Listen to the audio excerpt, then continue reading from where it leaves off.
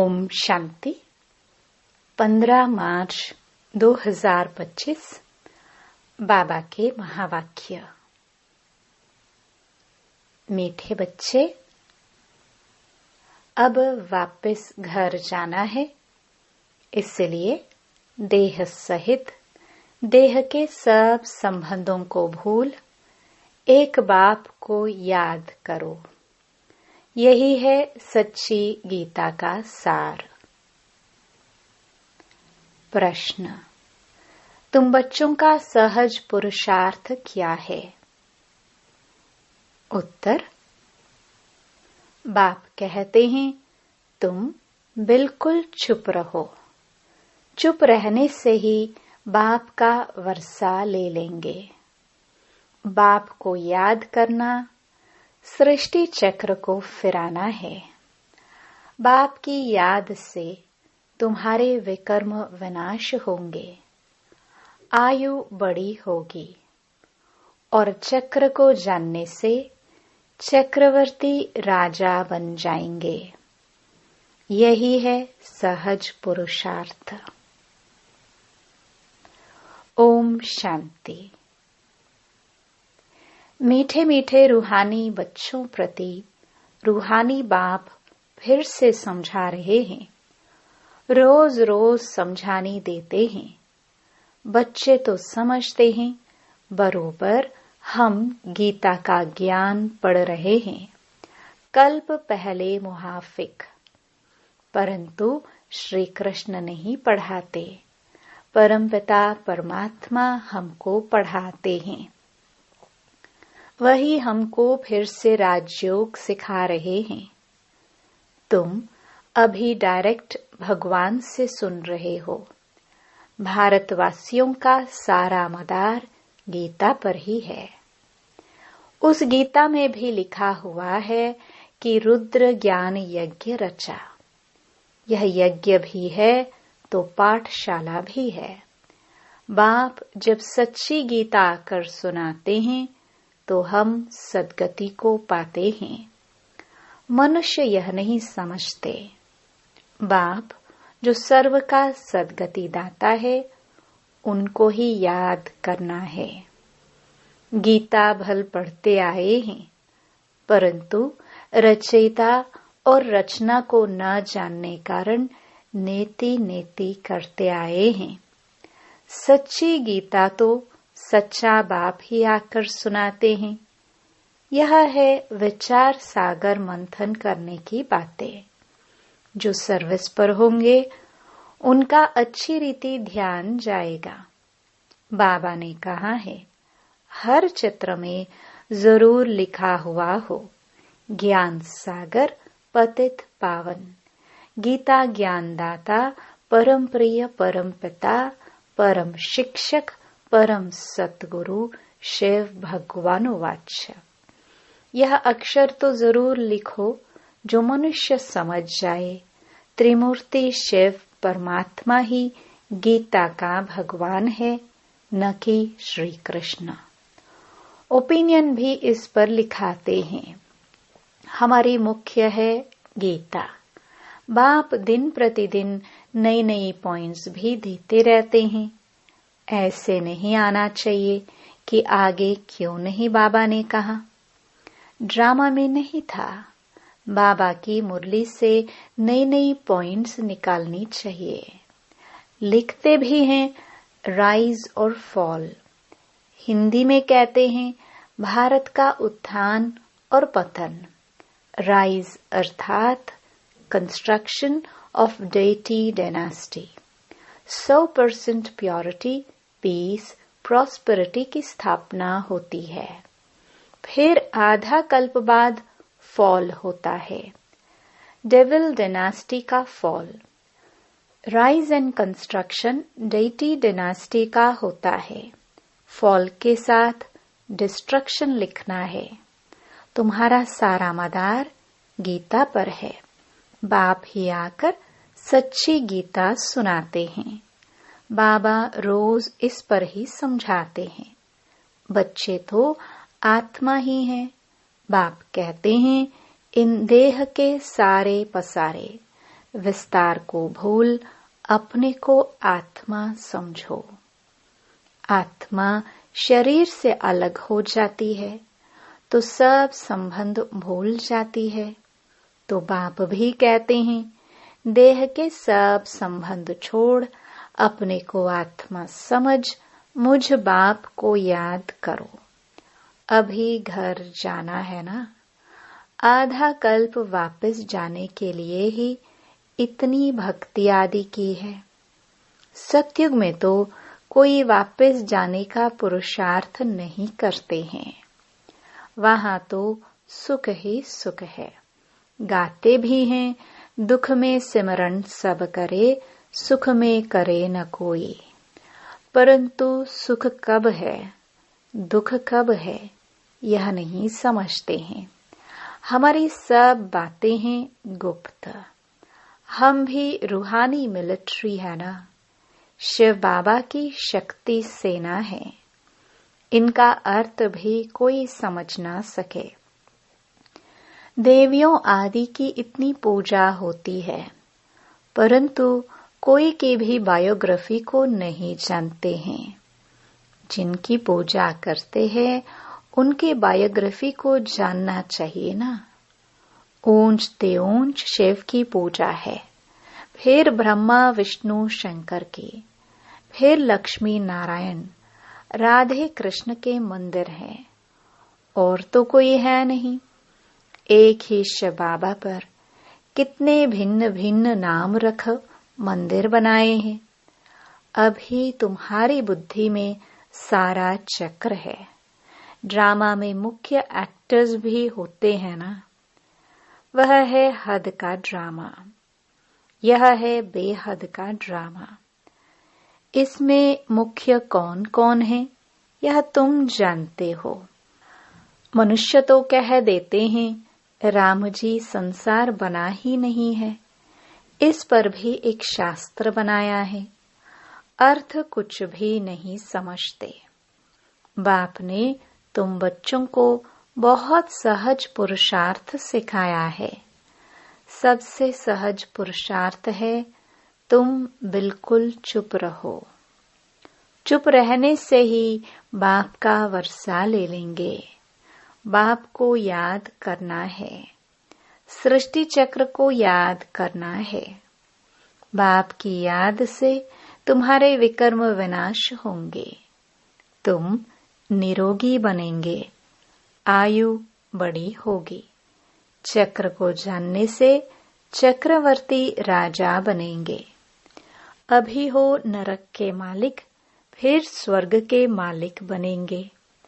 स्वर्ग के मालिक तो सब बनते हैं, फिर उसमें है पद। जितना आप समान बनाएंगे उतना ऊंच पद मिलेगा। अविनाशी ज्ञान रत्नों का दान ही नहीं करेंगे तो रिटर्न में क्या मिलेगा। कोई साहूकार बनते हैं तो कहाँ जाता है, इसने पास्ट जन्म में दान पुण्य अच्छा किया है। अभी बच्चे जानते हैं राम राज्य में तो सब पाप ही करते हैं। सबसे पुण्य आत्मा है श्री लक्ष्मी नारायण। हाँ, ब्राह्मणों को भी ऊंच रखेंगे जो सबको ऊंच बनाते हैं। वह तो प्रारब्ध है। यह ब्रह्मा मुख वंशावली ब्राह्मण कुलभूषण श्रीमत पर यह श्रेष्ठ कर्तव्य करते हैं। ब्रह्मा नाम है मुख्य। त्रिमूर्ति ब्रह्मा कहते हैं ना। अभी तो तुमको हर बात में त्रिमूर्ति शिव कहना पड़े। ब्रह्मा द्वारा स्थापना, शंकर द्वारा विनाश, यह तो गायन है ना। विराट रूप भी बनाते हैं, परंतु उसमें न शिव को दिखाते हैं न ब्राह्मणों को दिखाते हैं। यह भी तुम बच्चों को समझाना है। तुम्हारे में भी यथार्थ रीति मुश्किल कोई के बुद्धि में बैठता है। अतः पॉइंट्स है ना, जिसको टॉपिक्स भी कहते हैं। कितनी टॉपिक्स मिलती है, सच्ची गीता भगवान के द्वारा सुनने से मनुष्य से देवता विश्व के मालिक बन जाते हैं। टॉपिक कितनी अच्छी है, परंतु समझाने का भी अकल चाहिए ना। यह बात क्लियर लिखनी चाहिए जो मनुष्य समझे और पूछे। कितना सहज है। एक एक ज्ञान की पॉइंट्स लाखों करोड़ों रुपयों के है, जिससे तुम क्या से क्या बन जाते हो। तुम्हारे कदम कदम में पद्म है, इसलिए देवताओं को भी पद्म का फूल दिखाते हैं। तुम ब्रह्मा मुख वंशावली ब्राह्मणों का नाम ही गुम कर दिया है। वह ब्राह्मण लोग कच्छ में कुर्म गीता लेते हैं। अभी तुम हो सच्चे ब्राह्मण। तुम्हारे कच्छ बुद्धि में है सत्यम, उनके कच्छ में है कुर्म। तो तुमको नशा चढ़ना चाहिए। हम तो श्रीमत पर स्वर्ग बना रहे हैं, बाप राजयोग सिखला रहे हैं।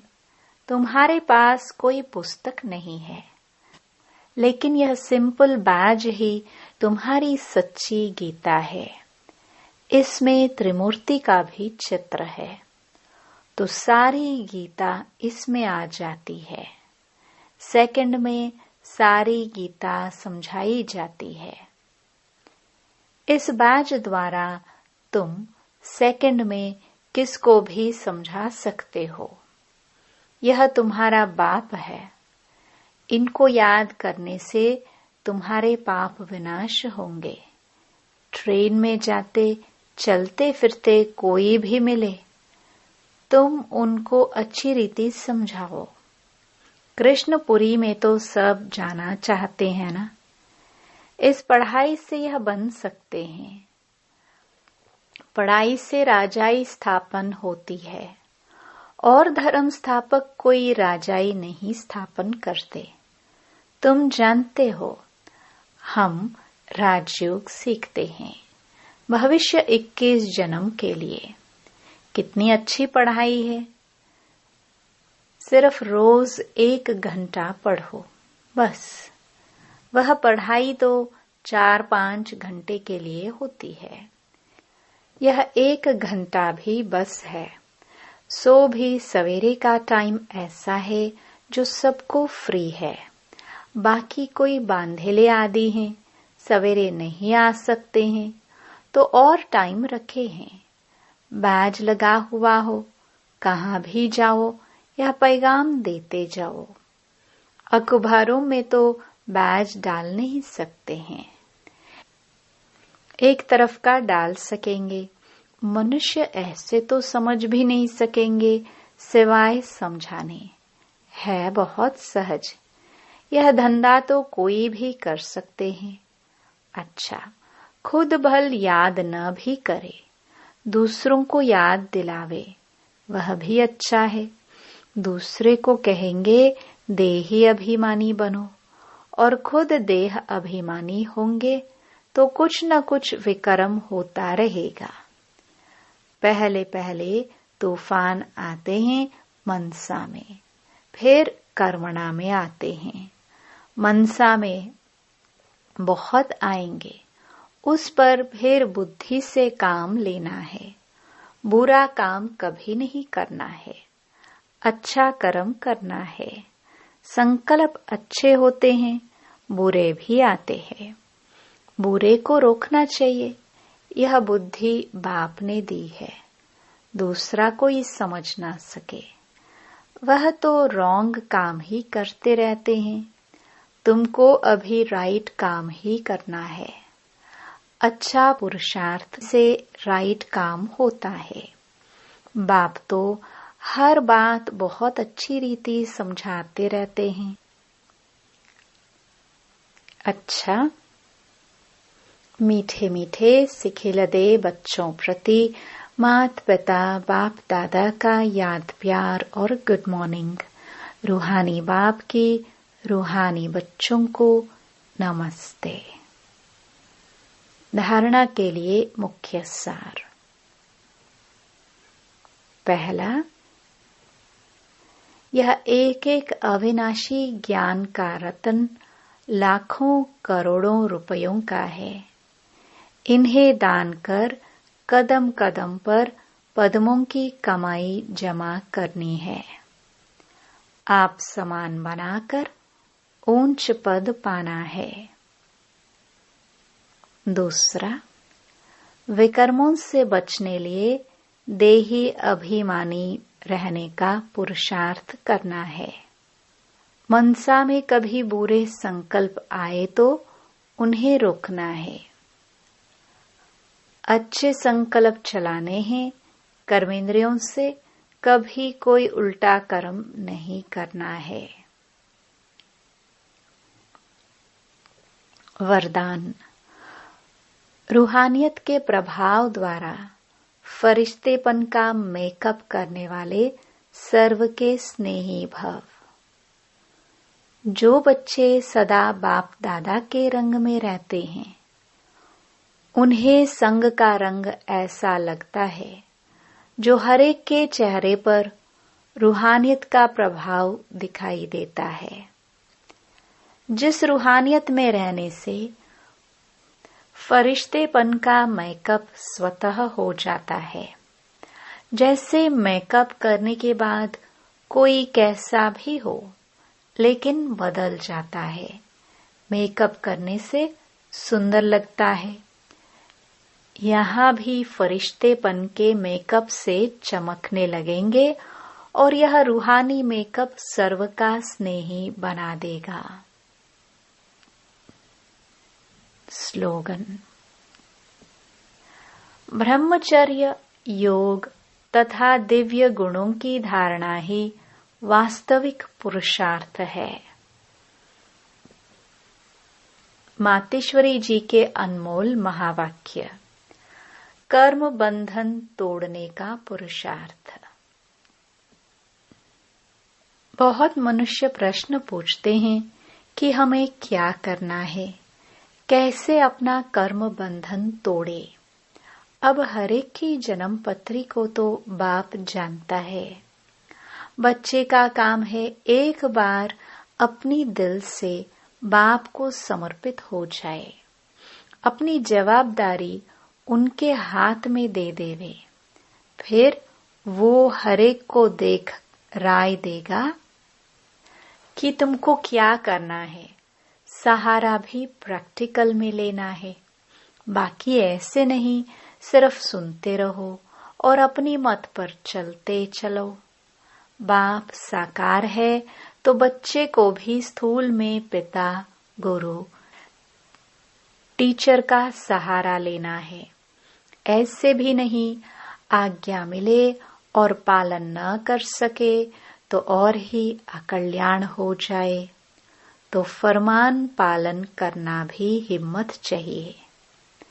चलाने वाले तो रम्मजबाज है, वो जानता है इसका कल्याण किस में है, तो वह ऐसे डायरेक्शन देगा कि कैसे कर्म बंधन तोड़ो।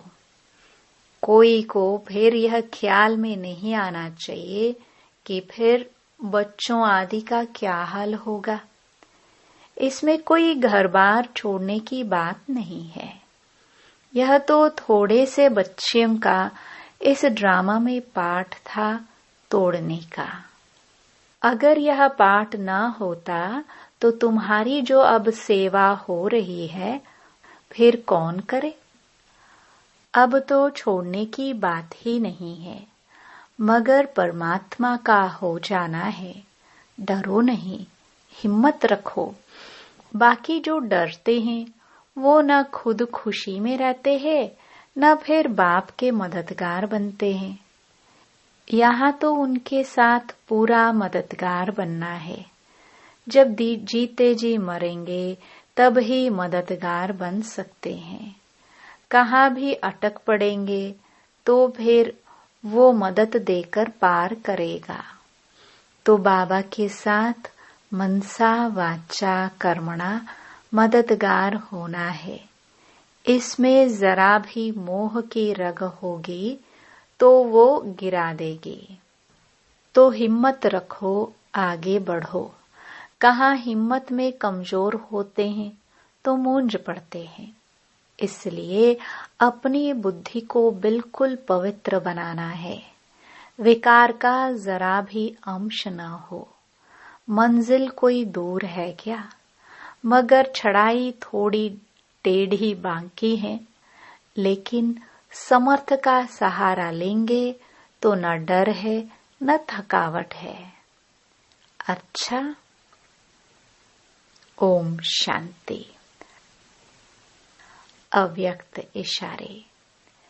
सत्यता और सभ्यता रूपी कल्चर को अपनाओ।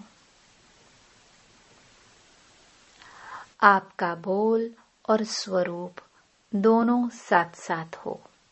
बोल स्पष्ट भी हो, उसमें स्नेह भी हो, नम्रता, मधुरता और सत्यता भी हो, लेकिन स्वरूप की नम्रता भी हो।